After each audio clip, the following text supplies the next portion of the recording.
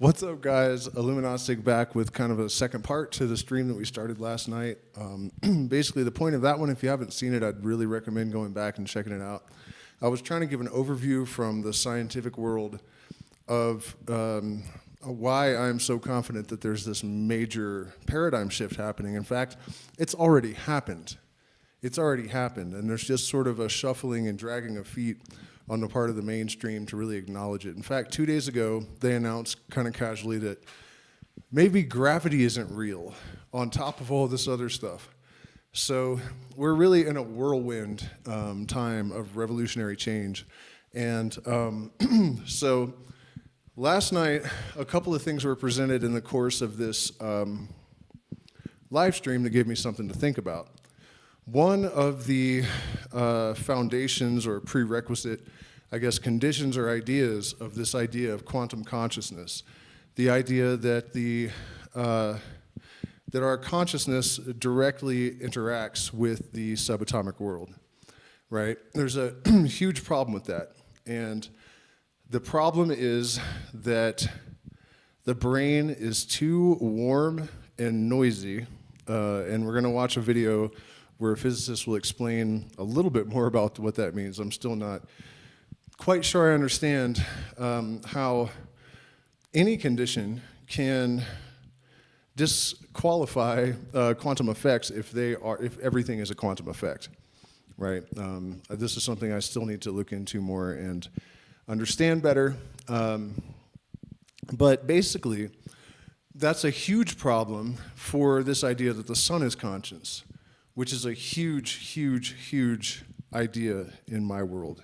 And, you know, so if the brain is too hot and noisy for quantum effects, then the sun certainly is too hot and noisy. So this is a big problem for people like Penrose and Sheldrake and myself, who have had all these experiences that suggest very strongly that the sun is conscious. So, interestingly, 2 days ago, I think, or no, it was 8 days ago. 8 days ago, part of Penrose's theory about microtubules and some sort of quantum effect in the brain was confirmed. And so, one of the obstacles in the way of this new paradigm of consciousness was overcome just days before I became aware that it was even a problem, if that makes sense. So the timing of all this stuff is really incredible for me, and I'm sure for a lot of other people. And so before we jump into this video, I'm trying to figure out how to start with this because it's a very long story.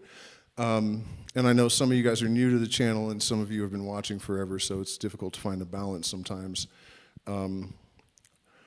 But I guess let's just quickly, because I'll make a video and go into depth at some point, but we had this trip to this place called the Temple of the Sun, planned here in Peru. And it is weird that it's lesser known than Machu Picchu because it's actually much more important to the Incas. And it turns out that all of this Incan gold that, you know, everyone knows how much gold the Incas have.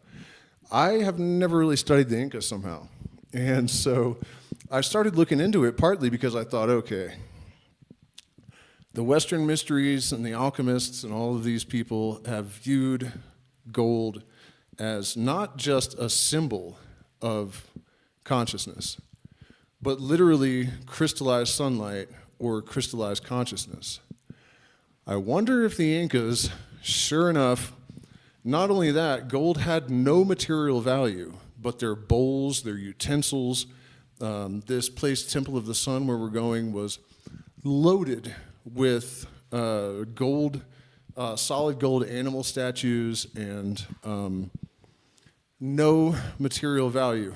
It was considered the sweat of the sun god or crystallized solar energy.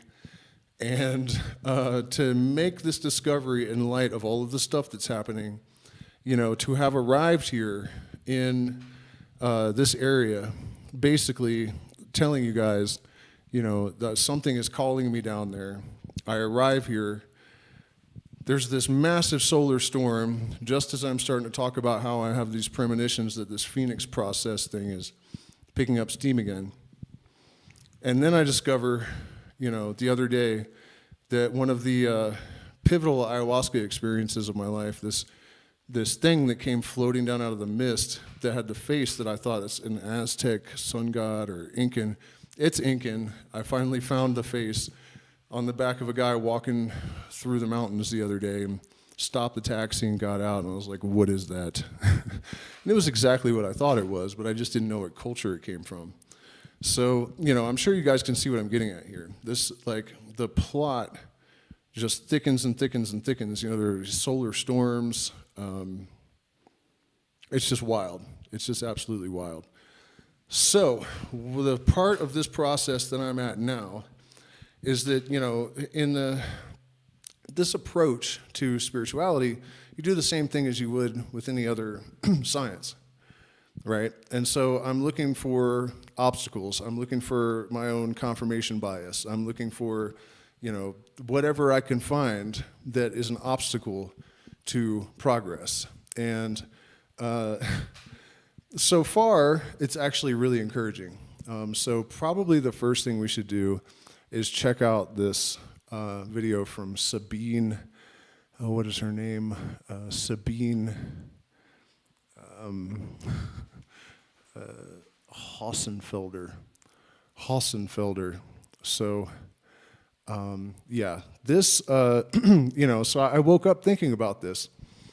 If it's really a problem, it's confusing. If it's a problem for, very hot places to produce quantum effects, how does the sun exist? It's just, I still don't know exactly what is meant by that. But it's really interesting to me that this issue came into my field of view, and then only days before, they have discovered the following. This is news that I certainly didn't see coming. Do you remember Roger Penrose's idea that the human brain uses quantum effects in microtubules and that those are the origin of consciousness? Yeah, that sounds pretty crazy.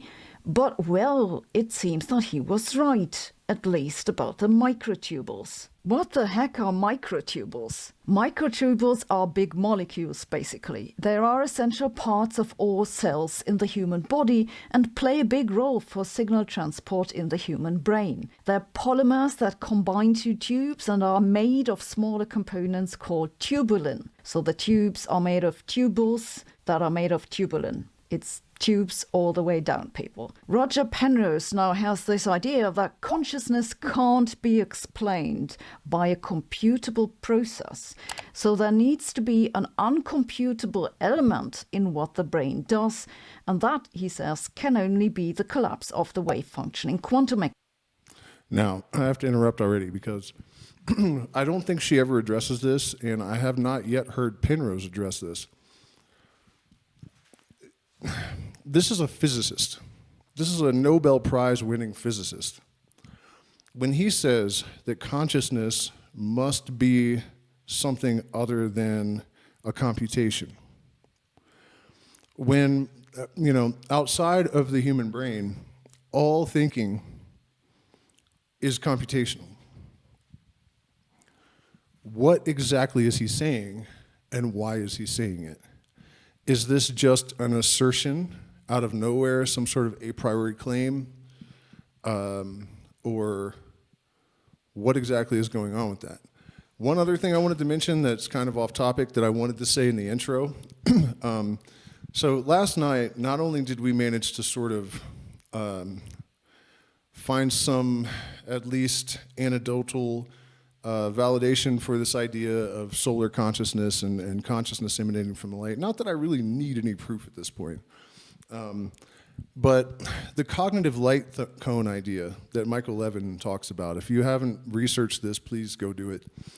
One of the essential ideas in this sort of new paradigm is that, in the old paradigm, we had this sort of dog-eat-dog, abject capitalist kind of all for one and all for one. You know what I mean? That kind of mentality, the dog-eat-dog thing. And what these cognitive light cones show is that even it's not the cognitive light cones. And why did he call them that? You know, that's such a weird name for this idea that, you know, single cells make up larger organisms, and there are all these different levels at which they cooperate in order to achieve goals. And so on one level, you have the microbial, or the quantum even.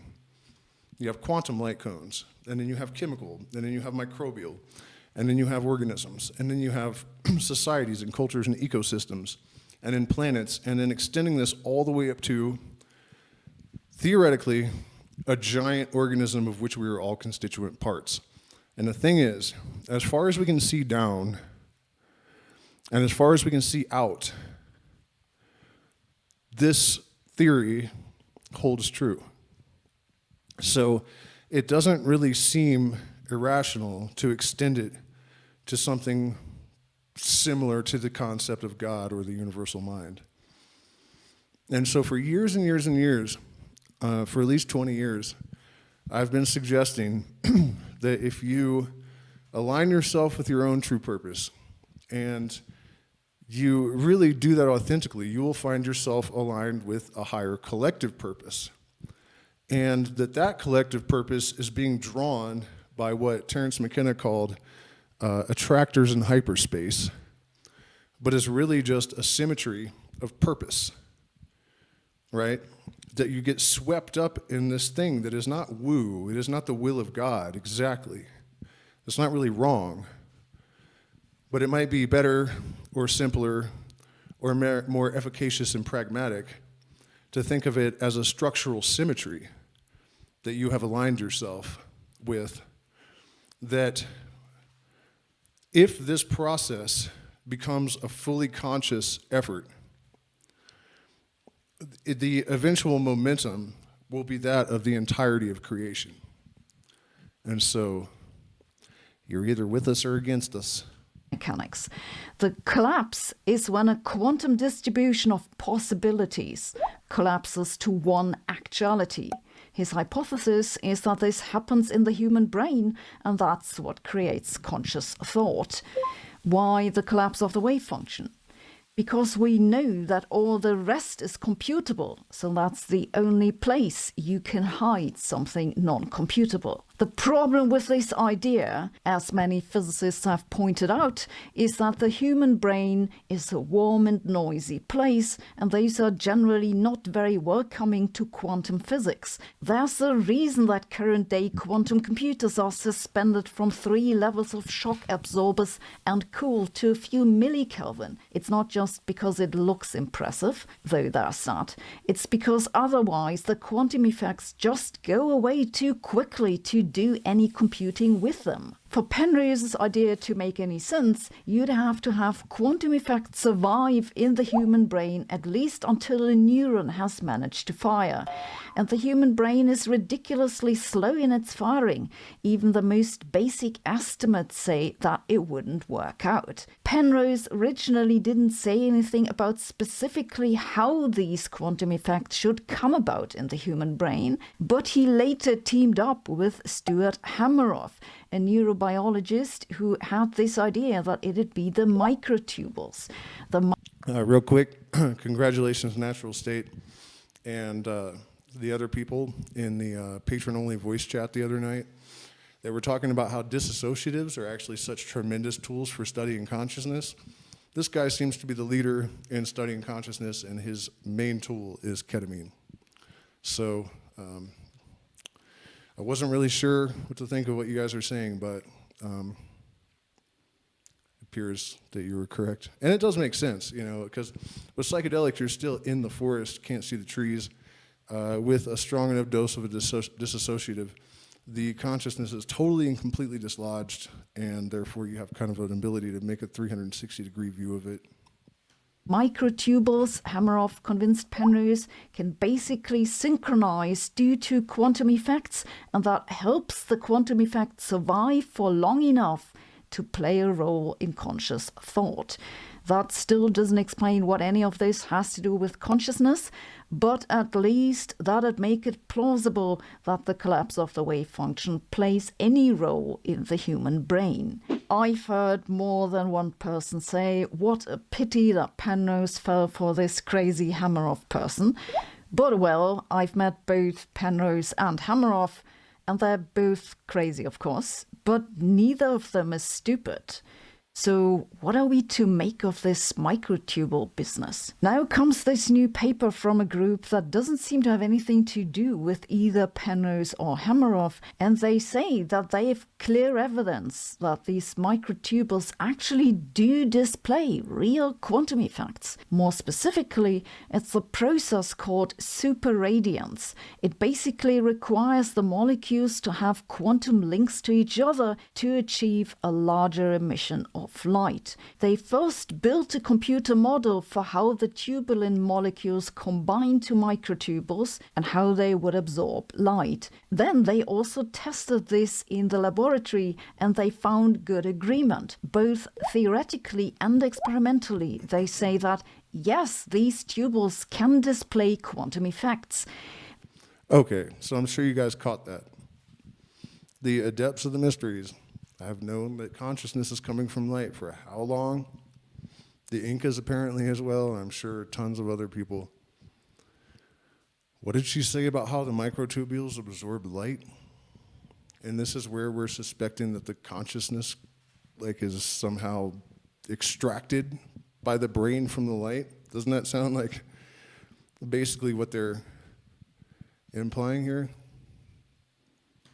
They didn't actually test it in a cell, just in a solution, but it's at room temperature. And they say the super radiant effect basically doesn't care about the environmental noise. This is very interesting, just because it's an example for quantum-enhanced effect that seems to be unexpectedly robust. I'd be surprised if not the quantum computing people will try to use it. Another interesting part of the paper is that they say that the quantum effects in these microtubules can do something else, which is that they become much more efficient at absorbing ultraviolet light and redistributing it to lower energies. That is, they basically protect cells from the potential harm of ultraviolet light. In the press release, the researchers say if these quantum effects fail, that might play a role for degenerative brain diseases.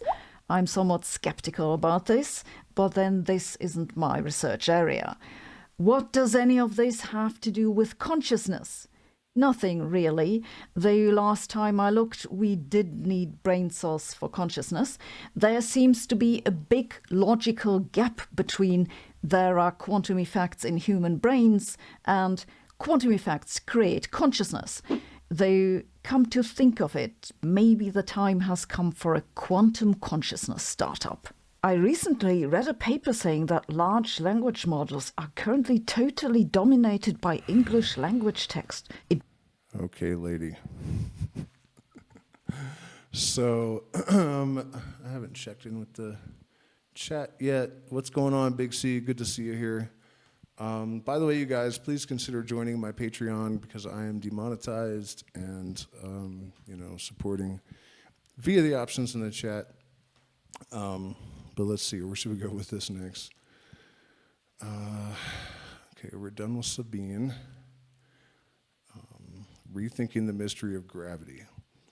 That's messed up, but it really has almost nothing to do with our current discussion. This is long, but let's let Mr. Penrose weigh in, but at 1.5. People often say, well, maybe with a sufficient technicality we could build a Schrodinger's cat. That was not what Schrodinger's point was. He was saying this is ridiculous. Yeah. You can't really have a cat which is dead and alive at the same time. You suggested that human consciousness might in some way be the result of quantum effects. Could you perhaps tell us a bit about how you came to that view and how that view has developed over the years? Well, the story is a bit long and involved in many ways. When I was a graduate student in Cambridge, after having done my undergraduate work in London, University College, I went to Cambridge and I was working on pure mathematics. And I sort of thought, well, 3 years for my PhD is quite a long time. I can work on other things which might interest me. So I went to 3 courses which were nothing to do with what I should be doing. One was a course by Bondi on general relativity, which was very influential on what I subsequently did. Another was a course by Paul Dirac, the great physicist, which also was extremely influential in what I did later. The third course was by a man called Steen, who was a mathematical logician. And I learnt from his course about Turing machines, which gives a general concept of what you mean by computation. So I learnt about that. And then he described Gödel's theorem. I had been worrying a bit about Gödel's theorem. When I say Gödel's theorem, there are two, but you can put them into one theorem. Basically, it's one statement, which is the important thing. I'd heard about it, but I didn't quite like the idea because it seemed to say there were things in mathematics you couldn't prove. And I was a little bit worried by that. Anyway, so I went to this course, and what I learned was something very different. And it's if you have a system of rules which you could use to prove some theorem, and if those rules are such that you could put them on a computer, and it can tell you, you try this theorem and you see is it true or not, you put the suggest that this set of rules that can be applied, and the computer chugs through and says yes, it's been correctly applied, and therefore the thing is true. That's the sort of thing.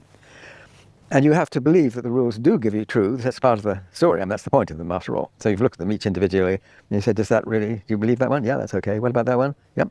What about that? Oh, yeah, I see. That's okay. So Yep. that sort of thing. Yeah. And that's the sort of rules you would use to prove. These are all statements about infinite numbers of things. Like if you add two even numbers, you get another even number. Right. That's okay. a statement about an infinite number of things, yet you can prove it in a couple of steps. And using these rules, that would be very easy to prove. Okay, what Gödel does, as Steen described, and it's very clever, how you can make a statement which, when you look at how it's constructed, it really can be interpreted as saying, I am not provable by those rules. Right. So then you say, well, okay, maybe it's false, in which case it is provable by the rules. And since you've built up a trust that these rules really do only give you truths, then you know it must actually be true that it's not provable by the rules, and the statement is true. Yeah. So this is and it's a statement which is really about numbers, ordinary numbers. And it's a statement which you can see by virtue of your, that's the thing that I found stunning. By virtue of your belief that the rules only give you truths, you can see that this is true. Nevertheless, it cannot be proved using the rules. Right. So it tells that these rules, whatever they are, cannot encapsulate one's entire way of proving things in mathematics. And I found that absolutely amazing, because it seemed to me that our understanding transcends any kind of rules. And I won't go into the whole story because it was complicated. I wrote about this in The Emperor's New Mind. I had huge numbers of complaints from various people. I wrote about it again in my book, Shadows of Mind, trying to indicate all these responses and things like that. So I won't go into the details of that. But it did strike me as rather remarkable that by our understanding of what the rules are saying enables us to transcend the rules. And this struck me as completely amazing. That somehow the understanding that one has isn't... Okay, so let's unpack that just a tiny bit. Let's bring it down to something still extraordinarily complicated that almost no one understands well, but less complicated than what he's talking about. Music, which is still math. But in order to be a master avant-garde jazz improviser, you have to know all of the rules so that you can break them, so that you can transcend them. This is really what all psychedelic music is about. With the Grateful Dead, it was about shifting through different modes and then using outside tones to lead into other modes to build tension over long, long phrases instead of short ones. Fish did something similar by leaning on outside tones very strategically in order to build extra tension. This is breaking the rules in order to transcend the mundane. And then there are far more sophisticated examples of it, but I'm trying to stick with pop culture here. So what he's suggesting, not really suggesting, but observing, is that if we assume, as the Pythagorean Illuminati and many other brilliant people have, that mathematics is actually the foundation of the universe, then how is it that our consciousness can transcend mathematics? And if you followed the example that he was outlining, that's what he was describing. And I think that was his very British, understated way of saying that consciousness is not computational because it can understand things that transcend computation. I would argue the obvious, and maybe this is Galen-Kruger because I assume Penrose is far more intelligent than I am. But why wouldn't the explanation be that there are computations going on in our subconscious that allow us to understand these rules in a way that makes it appear that we're transcending them? So I'm not sure that I'm convinced, but let's hear him out. Following the rules, there's something beyond that. And this transcending of these rules is a feature of our understanding. Right. So it seems to me that whatever understanding is, and I don't know what it is some quality that we have which enables us to transcend any set of rules that you have for proving things in mathematics, Yeah. and they're not enough. Yeah.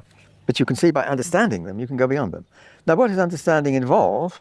Well, it certainly involves consciousness in the normal usage of the words, Yeah. because one says, to understand, you couldn't imagine something understanding a thing if it wasn't even aware of it. Yes. So being aware of something is a necessary ingredient. Surely not the whole story, Yeah. because it doesn't say anything about the perception of the color blue, for Yeah. example. Yeah. I mean, people complain to me, say, well, you're only talking about a very limited thing. Well, of course it is.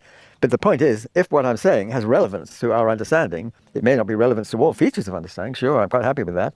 But nevertheless, it seems to indicate there's something outside computation in human understanding. And then I start talking about the evolution of how it can happen and how this... It's a feature of general understanding. It's not a very specific thing that mathematicians involve. And you can present arguments in that direction too. So then I began thinking, okay, well, what kind of... I mean, I'm a physicalist, so I believe what's going in our heads is obeying the same laws of physics which is going on around us. There's something special injected into our heads which gives us a quality which is beyond the laws of physics. I'm a physicalist. I believe it's the same physics in here as out there and everywhere. Yeah. Maybe different parts of it are emphasized in different ways. So I began to think about what are the laws of physics as we know them or knew them at the time. I was thinking about this. Okay, well, Newtonian mechanics, you can put that on a computer. There's a little bit of a catch, which I always worried about a little, but I don't think it's the real answer.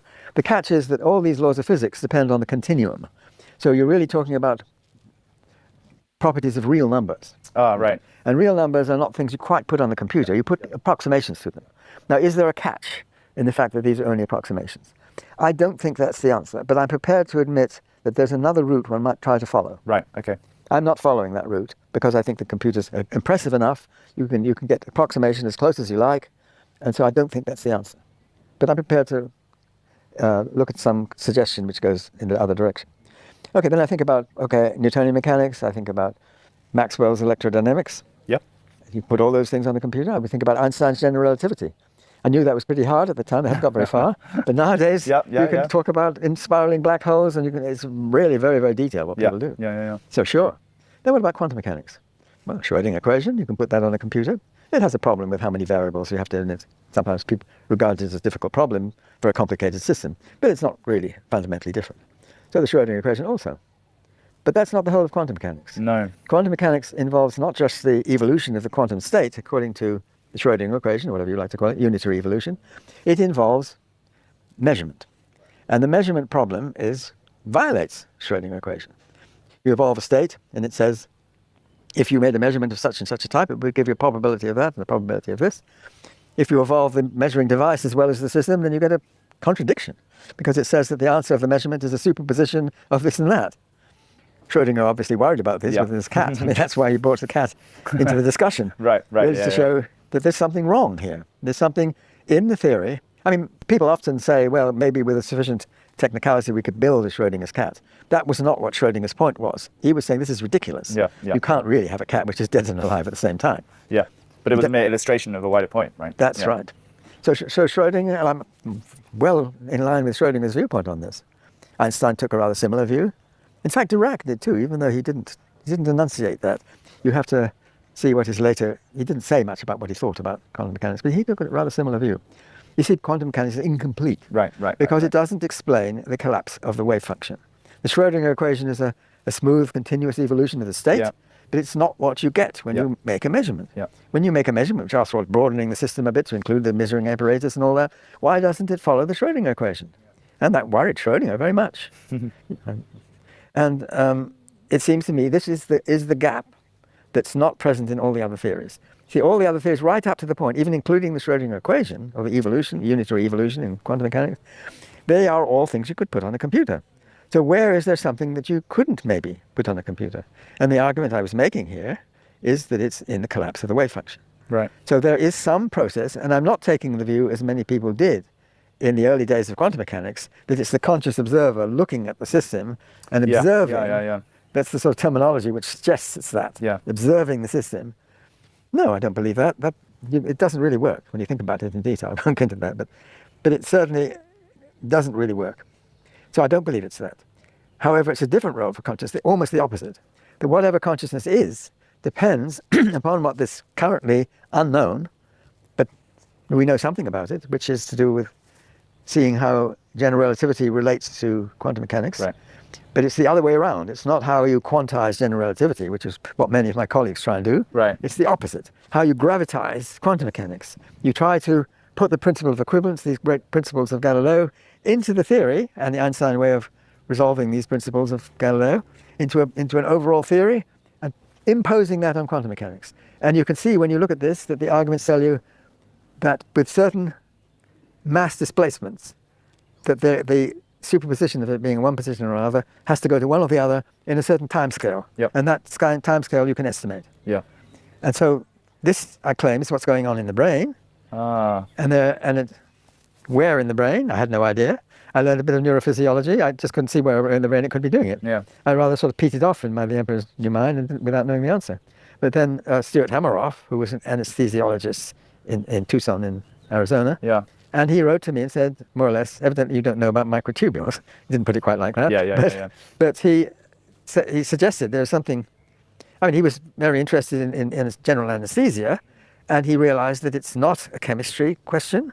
I mean, how you turn it off is a route into what it is. And what turns it off is not chemistry, because you have many, many substances, completely unrelated chemically, which are general anesthetics. One of the most striking being xenon, which is an inert gas, or more or less inert. And so it's not chemical processes, it's some physical process. Okay, so he was talking about something that came up last night, and it's going to be pretty difficult for me to explain this well enough to do it justice, but it does actually tie into the explanation I've given for synchronicity as being the product of a sort of higher order of symmetry that has a correspondence internally, our internal world, with the external world.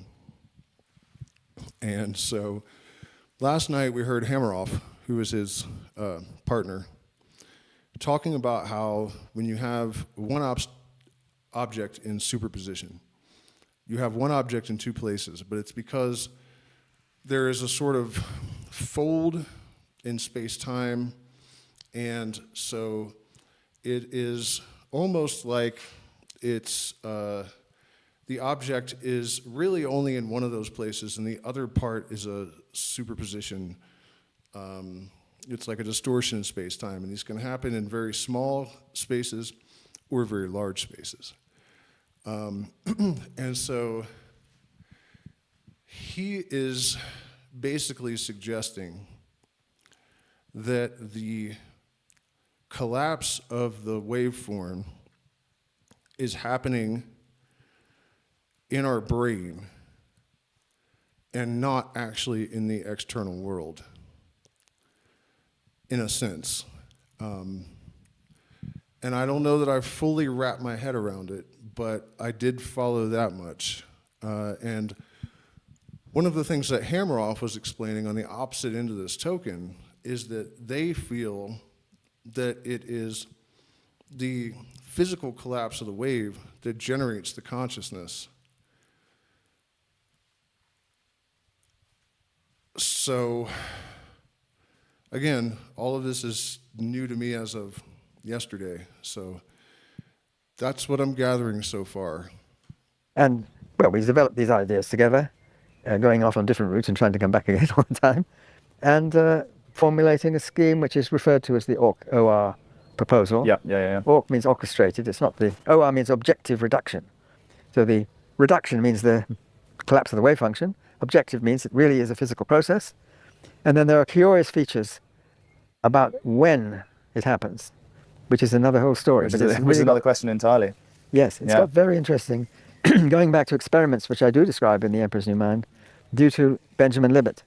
And there's some renewed interest in these things. You've already mentioned, for example, that you were taught by Dirac. Yes. Who are the people that you enjoyed just personally working with or being taught by the most?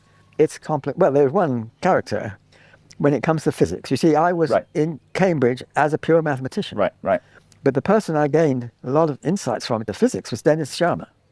Now, Dennis Sharma was a good friend of my brother's, my older brother Oliver, who had worked in Cambridge doing graduate work there on Right. many body systems, different area from what I worked in. But I got to know Dennis through my brother Oliver, and we rather hit it off, Dennis and I. Particularly, he was interested in cosmology, and I'd listened to Fred Hall's radio talks and was puzzled by them. Right. And this led to... And Dennis decided that he was wanting me to switch subjects Right. and work in cosmology. I never did that. I kept going with what I was doing. Yeah. But I learned a lot of physics. And I learned... Dennis was very good at knowing physics and knowing the right people to talk to, too. So the skills that he had were very important to me. It sort of made me into a physicist, basically. Right. Well, I mean, maybe that takes us to a question of how it is that you approach the work that you do. So you said in the past that you're quite a visual thinker. Yeah. What is I mean, so from everything from Penrose tiling all the way through to, CCC, views on cosmology, views, questions about human consciousness. What is the unifying theme of being a visual thinker? How does that feature in the way you do your work? It certainly is an important element to my thinking. And I remember when I was at school, I sort of thought I was better than most of my colleagues at mathematics. And then I thought, well, I feel like a bit of an oddball. And when I go to university, I would find people who think like me. That was not true. Right. What I found was there were more different ways of thinking about mathematics than I'd ever encountered before. But the main division, clearly, was whether you tended to think visually or in terms of equations. Right. And I was clearly one of the fairly small fraction of the class who was definitely a visual person. Right. It didn't do me too well in a sense, because at University College they had this way of doing the maths that the first 2 years you actually took the main exam at the end of 2 years. It was a 3-year course, and the third year was the special topics. Okay. Now, my third year I specialised in the 2 geometry topics. Right. But when I learned later how well I did, my geometry papers were not my best papers. The reason was that in algebra it's easy because you can... Physics or science more broadly that you would have liked to have met but never got the opportunity to. Who would you choose? Well, if we're talking about people from the whole of history, All right, personal inquiries, not what we're here for. So, I don't know that was exactly the answers that I was looking for.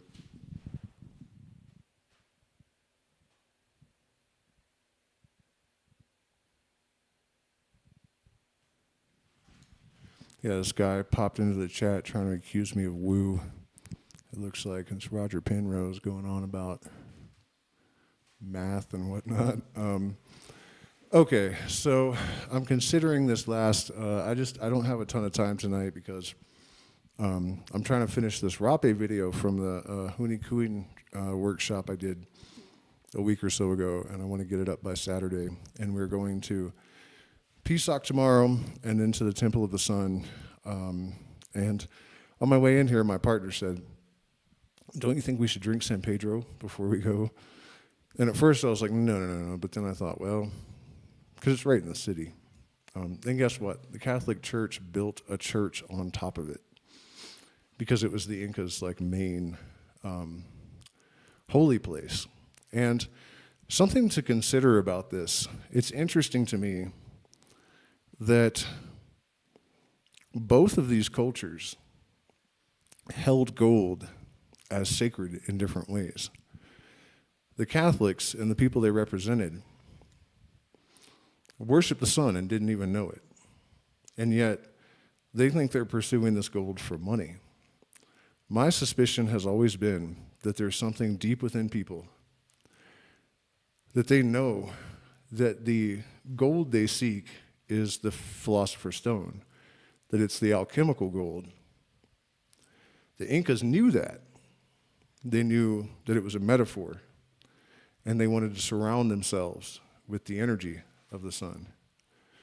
Whereas these Catholics came to just steal and murder and deceive in order to accumulate the very same metal that was central to their culture, religion, and life. Remember last night we were talking about how this, I wish I could remember the exact word because it was perfect. It's not disharmony. this sort of, disconnection with reality, let's put it that way, causes delusion, right? They're disassociated from the real deeper meanings. You know, their sun-worshiping religion had been cloaked in a myth, the truth hidden from them.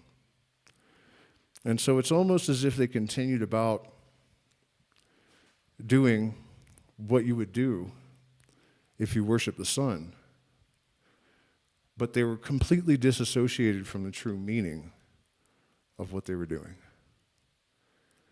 And so, anyways, San Pedro, being a medicine of light and the sun, going to the Incan temple of the sun and drinking it first seems like it likely could shed some more light on this mystery I've been working on all these years. And so let's just close this out by checking out this apparent, rethinking gravity. Are these motherfuckers serious? And chill out, flat earthers. You're still stupid. Trust me. Trust me. Turning out to this, finally tonight, I've got a confession. Every so often, speaking of feeds, I come across this idea that I see on a podcast or Instagram or an article, and it is so different that my brain literally feels like it breaks. And that's exactly how it felt when I was minding my own business, scrolling through some feeds, and I saw this on Star Talk between Neil deGrasse Tyson and our friend and theoretical physicist, Levin, talking about gravity. Take a listen. Quantum gravity requires that space-time be quantized, but there might not be a theory of quantum gravity. We might look deeper and deeper, and instead of finding quantum bits of space-time, we will only find pure quantum mechanics with no gravity in it whatsoever. And that gravity emerges only out of the collective of tons and tons of these quantum interactions. That's crazy. So that just like water, it's like, yeah, it's crazy. So the quantum interactions manifests as what we call gravity. Right. The That's way right. the ensemble of H2O manifests as water. Exactly. And right. Exactly. And the same way you would pull out a single molecule, you're not necessarily looking at water at that point. Right. The same thing with the... Oh my! You can't pull out a quantum and say, "Is this gravity? Right. Is this space-time anymore?" Space-time anymore? Exactly. Janet, you're saying gravity might not exist as a fundamental thing in the universe? I'm saying gravity might not exist as a fundamental thing in the universe. Wow. Gravity might not. Nothing exists. Nothing exists. That's really the only thing you can say about any of this. Nothing exists. Why does science not have a definition of energy? What is energy made out of? Nothing. The best definition you get is that a particle is it's not a behavior, it's a function. So I think that's what's happening here, is that they're realizing that everywhere we look, there's actually nothing. Exist as a fundamental force. If your mind is reeling, don't worry. We know, and we love Professor Jana Levin from her writing on her black hole survival guide, so we just called her up, and we're like, Professor, we got to talk. Professor, thank you so much for joining us. Glad to be here. Now, I could pretend to understand all of what you just said before you dropped that huge bomb, and then afterwards when you started talking about the embroidered quantum entangled analogy, but I don't. I did not follow it at all. I did hear you say something about room temperature as an analogy. So can you just break this down for us? What do you mean by gravity may not exist as a fundamental force? Well, we try to understand the physical world on many levels. And right now we're at this kind of big macroscopic level where we're not seeing the individual atoms or molecules or what's going on at what we call the quantum level. And from this big macroscopic perspective, we have a really excellent description of gravity. We know how apples fall from the tree. We know how planets stay in orbit around the sun. And all of this is described originally. Newton described it very well. And then ultimately, as you're showing, Einstein described it as following the natural curves in space-time created by a heavy mass. So all of that works beautifully and it's meaningful. But when we look very, very, very closely and we look at the individual quantum level, like smaller than the atom, trillions of times smaller than the atom, we might no longer have something that can be described as gravity. There might not be that particular feature of the quantum world, and instead it emerges out of all of these kind of chaotic and entangled quantum overlaps. Sometimes I like to like a pointillist painting. If you're standing very far from a pointillist painting, you can say what's going on in this painting, and it's very meaningful. There are people in the park, and there's parasols, and we understand it in that way. And there's meaning in that description. But when we get very, very, very close to that painting, we see the individual dots. And those individual dots are not a painting anymore. They're not a description of a park anymore. All of that sort of falls away and is no longer fundamental, if that makes sense. It kind of makes sense. So it almost is like when we're talking temperature and gravity, is gravity still exists in somewhat of a measurement way, but it may not be a force? Is that right? Yeah, gravity can emerge from the collective behavior. So temperature, which you've brought up, is an excellent example. We all use temperature to describe the weather outside, to heat our baths, make our cup of tea. We're aiming for a certain temperature. But if I look at the water molecules in my bath or in my cup of tea, they don't have as a fundamental property temperature. Temperature is really the emergence of all of those water molecules operating together and all of their energies, colluding to give something that emerges on the macroscopic level to be this sense of temperature. And it's an excellent and meaningful description, but it's not actually fundamental part of the microscopic world. Wow. So it sounds like Sir Isaac Newton. Sounds like a really bad attempt at damage control. Getting dunked on the head by an apple, if that even happens, he can still rest easy because it kind of applies. But seeing it macro and seeing it micro at the same time, I don't know I guess that's what you do in your work, and that just blows my mind. So yes, that's exactly it. Jana, thank you so very much. I can't wait till you break. Seriously, guys, what the fuck is going on all of a sudden? Oh my God, wow.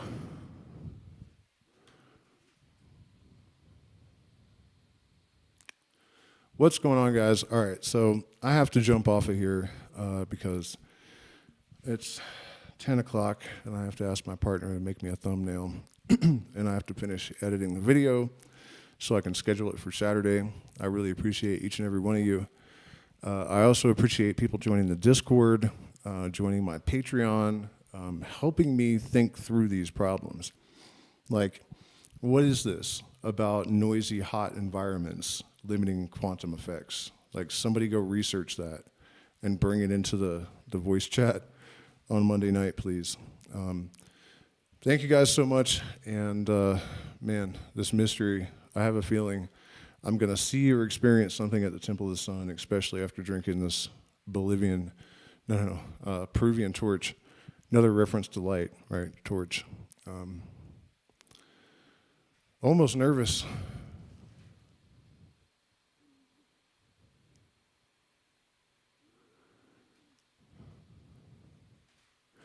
Yeah, well, Granda Sutu, I mean, there's no good answer. I mean, even if we say nothing exists and the all is mind, it's still this paradox. You know, obviously something exists, but all of our deepest probing has just revealed it all to be nothing. So it does seem that we're getting somewhere in the sense that what this is all showing us is that we're part of a gigantic organism that functions on a stratified structure, and cooperation is our fundamental mode, you know, or at least it should be. And the sudden integration of certain schools of mystical thought with revelations of modern science at least frees us from the aberrations, the social, cultural, and personal aberrations of the antiquated mythologies that still kind of rule over us. So all of that is very good. By the way, Sabine, what was it, Hossenfelder, or the German physicist lady, she put out another video today, and I don't want to anger the algorithm, and I didn't watch it all the way through, and I just don't have time. We were going to. But it sounded like she was saying that climate scientists have been proven wrong, and she actually at one point in the video says, how is it that all of these scientists got the exact same wrong data consistently for 50 years or whatever, 20 years, 30 years? I don't remember the number. And her answer, despite being such a brilliant physicist and a highly intelligent lady, was, I don't know. But sociologists, who apparently are getting involved to help straighten this out, are saying that it was confirmation bias. Hundreds, maybe thousands of scientists over decades suddenly admitting they were wrong. And there are already sociological studies or something that have determined it was confirmation bias. Based on what? So we'll deal with that in the next stream. We'll watch this video and try to make sure that we fully understand what's going on there, because obviously it's a hot button topic. Obviously the ice caps are melting, but we're also at the peak end of an 11-year solar cycle. So, more research is needed. Good night, folks.